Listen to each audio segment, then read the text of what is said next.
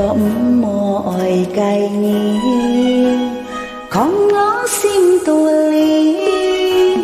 các những vui liều nhì nhún hà nằm có cái phùi gì ôi cái lũ hồng to nhiều dành hiểm cho cái lòng hi trên xeo bánh chô kiêu chăm choy ngã xin ly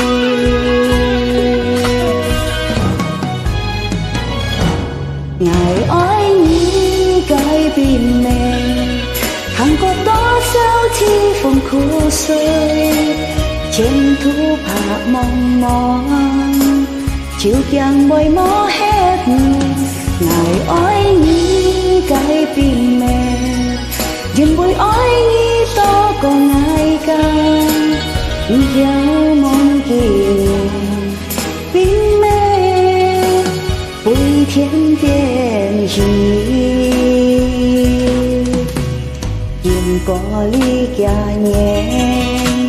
chít mó cái phong rơi tóm mai khăn khăn mùi tú hơn dương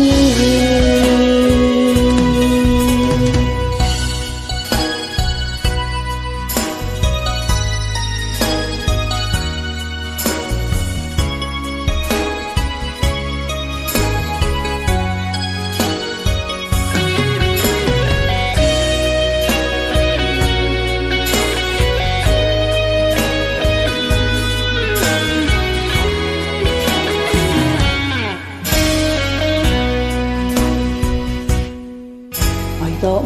mọi cái nhiều không nó xin tôi căng nhén môi liều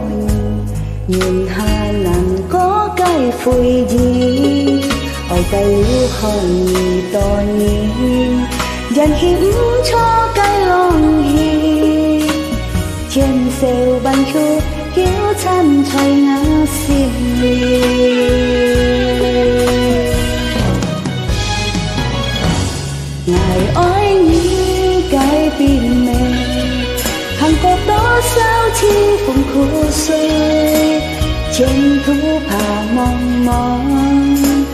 chiều kiang bồi mó hết ngài ơi như cái pin mẹ dừng bồi ơi như to còn ngày càng giao mong kỷ niệm pin mẹ bùi thiên tiền gì nhìn có ly kia nhẹ chít mó cái phong rơi tóm mai khăn khăn mừng tú han dương ngài ơi như cái pin mẹ hàng có đó sao chi phong khu sơi